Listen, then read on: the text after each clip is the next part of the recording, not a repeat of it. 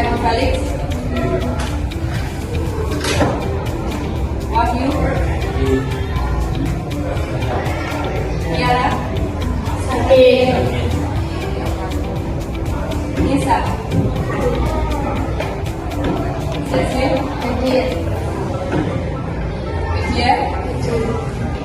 Yusi. Syifa. Oke, terima kasih kehadirannya. Untuk teman kita ada yang sakit, mari kita doakan bersama semoga mengasihkan kembali dan bisa bergabung belajar bersama di kelas 10 PKJ 2.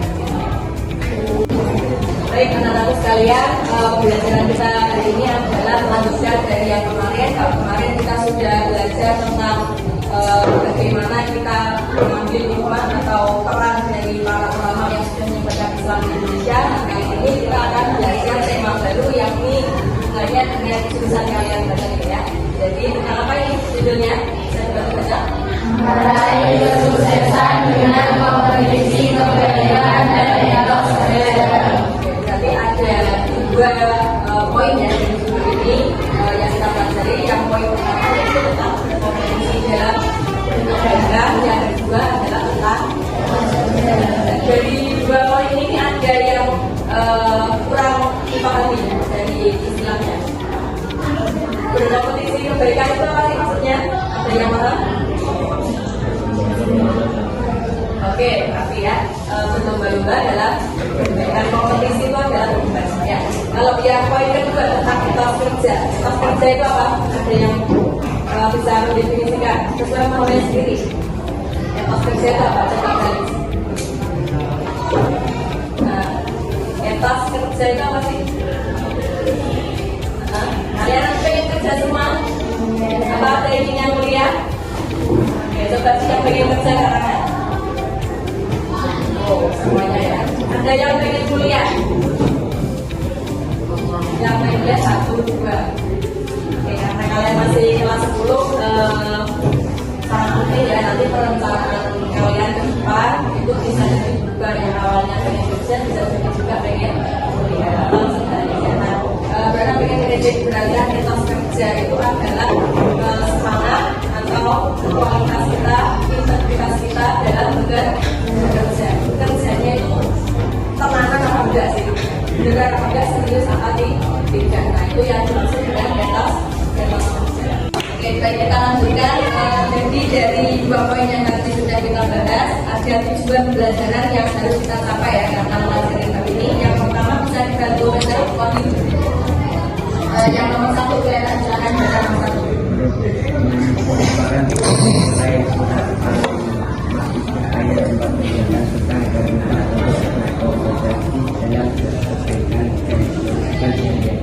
Menerangkan pesan kuliah ya. Yang kedua bisa dibantu baca Yusi. Memahami kandungan dalam surat ayat 105 tentang etos kerja. Jadi yang ketiga bisa dibantu baca Raffi. Tentang kuliah baik. Tentang yang harus dimaknai kerja dalam kehidupan. Oke, ada 3 ya, berarti yang harus nanti kita kuasai atau kita pahami 3 poin ini. Memahami kandungan surat, kemudian menerapkan pesan kuliahnya dari surat Al-Maidah, yang ketiga menerapkan pesan kuliah dari surat At-Taubah ayat 1. Baik, kita masuk di poin yang kedua yaitu tentang etos kerja. Karena di awal sudah bertanya anak sekalian, setelah lulus SMK Negeri Lembayan ini kebanyakan pengen bekerja ya, dan ada beberapa yang ingin melanjutkan kuliah. Ada yang pengen berwirausaha sendiri ya? Maksudnya melakukan usaha sendiri di rumah, punya modal, buka usaha, ada yang pengen cari modal dulu. Oke, rata-rata seperti itu. Kalau misalnya kita belum punya modal, kita bekerja dulu ikut orang lain. Nanti kalau sudah punya modal, nanti modal itulah yang menjadi modal awal untuk membuka usaha sendiri. Nanti semoga yang pengen punya usaha sendiri bisa dilancarkan rezekinya, dilancarkan untuk bekerja dan cari modalnya. Nah, di balik itu semuanya anak-anakku yang tidak kalah penting itu adalah adanya karakter yang membutuhkan etos kerja yang bagus. Karakter atau akhlak itu harusnya kita tanamkan dalam diri kita. Orang kalau mau berbisnis itu harus punya kemampuan mengambil keputusan besar, berani mengambil resiko.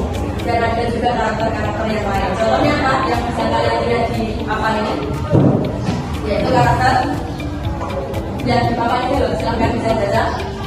Karena rambut, kemudian pagi, dan lalu dedikasi, ada lagi apa ini? Lalu oke, kedisiplinan, lalu prinsip-prinsip kerja, yaitu yang pertama, yang kedua, profesionalitas, tiga, yang terakhir, ya, semua yang kita ajarkan atau perkara ini yang kita tanamkan dalam diri kita itu adalah finalnya adalah untuk kemandirian kita. Suatu saat nanti kalian akan lepas dari orang tua kalian tidak akan selamanya bergantung dengan bapak atau ibunya. Di usia tertentu kalian harus punya prinsip ini. Yang umur sekian saya harus bisa memenuhi kebutuhan saya sendiri tanpa bergantung dengan orang tua. Belum bisa bantu orang tua pun nggak apa-apa, tapi paling tidak kalian sudah bisa mencukupi kebutuhan diri sendiri. Misalnya punya prinsip usia 20 saya harus bisa lepas dari orang tua, bisa memenuhi kebutuhan saya sendiri. Nanti menikah umur 25, umur sekian, itu bisa membantu orang tuanya sedikit ini sedikit. Ada yang sampai sekarang sekolah sebelum kerja? Belum ada ya, bisa kerja online seperti Ghostline misalnya, nggak ada ya. Nah, kalau zaman sekarang itu pekerjaan yang dulu nggak ada itu bisa kemunculan karena perkembangan teknologi. Salah satunya itu adalah apa? E-commerce, ya, e-commerce itu kan muncul banyak loh, ada TikTok, ada Shopee, ada kalau yang di Indonesia sendiri namanya apa? Buka apa itu punya Indonesia sendiri. Ada nggak yang di sini tuh belanjanya pakai aplikasi buat anak bangsa? Banyak rata-rata ya di Shopee, dan itu yang saya dikasih bisa mengembangkan kalian masuk di kalau belum bisa, yang kalian bisa kembangkan itu adalah apa yang dibutuhkan di pekerjaan era digital ini. Salah satunya adalah menjadi bos yang suka ngomong banyak, rewet, tulis. Itu bisa dikembangkan dalam dengan cara yang positif seperti itu. Bisa menjadi bos lain. Ya kan? Kalau kalian melihat di Shopee itu, coba yang live itu apakah yang punya toko sendiri? Tidak, rata-rata orang lain sama. Nanti kalian juga bisa melakukan hal yang sama. Ada orang punya toko, tokonya itu pengen dipromosikan. Akhirnya butuh orang atau karyawan yang khusus tugasnya adalah mempromosikan toko dan barang-barang yang dijualnya. Baik, sekalian kita lanjutkan untuk diskusi kelompok ya. Semuanya sudah membentuk kelompok masing-masing. Ada yang tidak kelompok? Dan semuanya ya. Jadi urut dari kelompok 1, 2, 3, 4, total ada 4 kelompok. Nanti bisa ngambil KBC yang Buana jelaskan sebentar untuk proyeknya nanti seperti apa. Jadi ada 2 lembar ya, nanti akan setiap kelompok itu isi. Lembar yang pertama berisi tabel seperti ini. Ya, tabelnya nanti diisi tentang jadwal berkompetisi dalam kebaikan. Misalnya setiap orang menyumbangkan 1 hari saja. Misalnya Nisa di sini ya, mengisikan dari Senin. Nah, itu kegiatannya apa? Misalnya membantu kegiatan kebersihan di rumah. Jadi deskripsinya apa? Itu bisa diceritakan, bisa dijelas. Ya, nanti yang kedua, nanti orang kedua lagi sampai tabel yang terakhir. Ini ya, ada yang tidak paham, yang bagian awal ini, paham ya?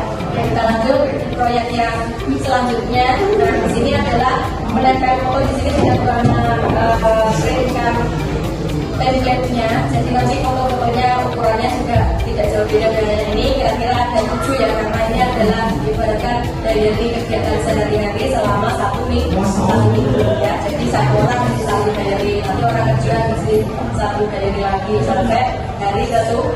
Cukup fotonya saja. Kalau tapi jadwalnya yang di lembar terakhir ini adalah dokumentasinya. Itu ya. Ada yang ditanyakan pada sini. Jadi terakhirnya adalah penilaian dari berapa, jadi tidak perlu ujian itu 2 kelompok saja. Kalau tidak ada pertanyaan, silakan masing-masing kelompok bisa mengambil LKPD ke kelas.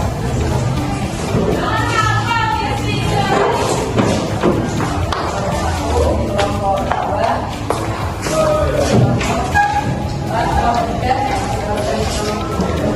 4.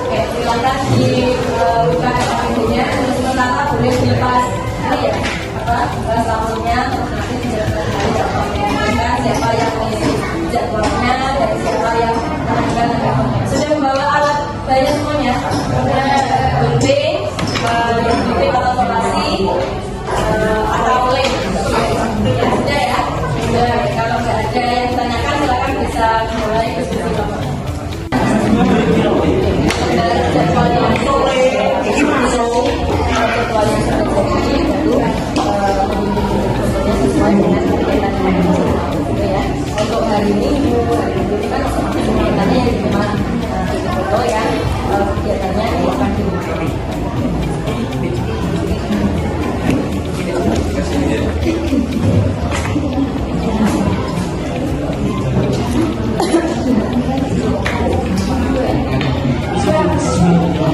Kegiatannya yang variasi ya, beda-beda ya.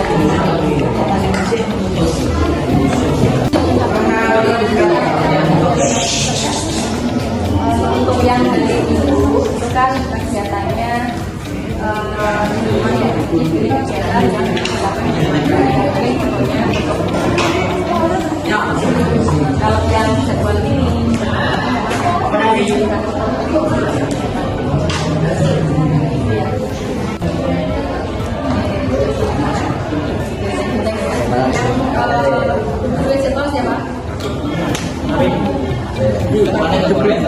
Oke, jadi yang dilakukan fiksasi jadwalnya dulu ya. Jadwalnya kalau jadwalnya fotonya menyesuaikan jadwal.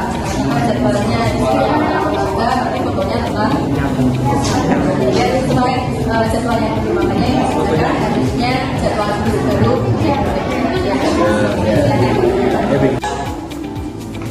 Oke, semuanya sudah selesai waktu untuk mengikuti bersama. Sudah selesai semuanya ya?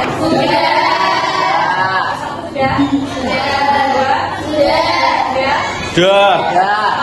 Sudah. Oke, setelah ini hasil diskusinya, hasil proyeknya ditempel di depan sesuai dengan template yang sudah mereka siapkan. Kelompok 1 nanti sudah menempel jadwal di atas, yang bawah itu adalah dokumen dokumentasi. Sudah disiapkan ya? Sudah. Kalau sudah, silakan kita mulai dari kelompok 1 dulu.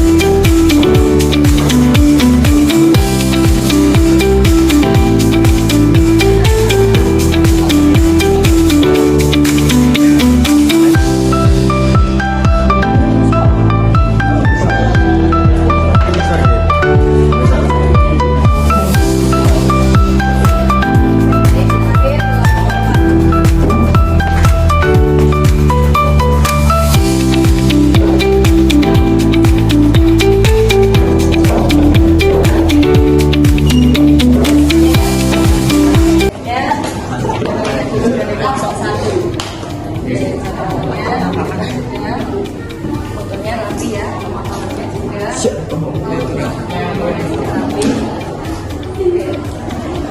Yang paling rapi ini ya, kelompok 3 ini ya, potong fotonya sesuai dengan yang benar semuanya. Nah, jalan semuanya teman-teman sekalian.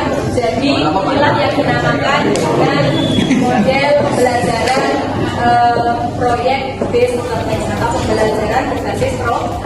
Proyeknya apa ya ini? Yaitu membentuk jadwal kegiatan.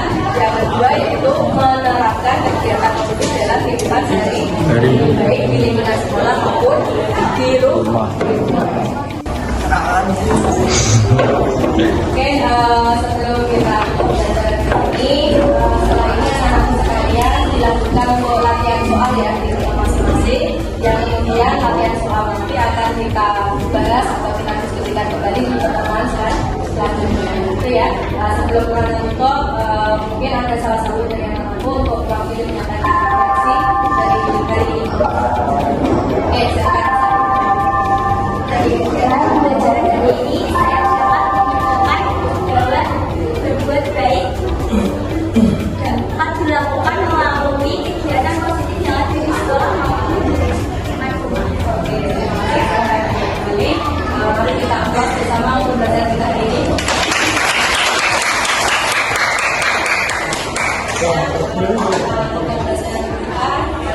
Dengan bacaan pembelajaran bersama-sama.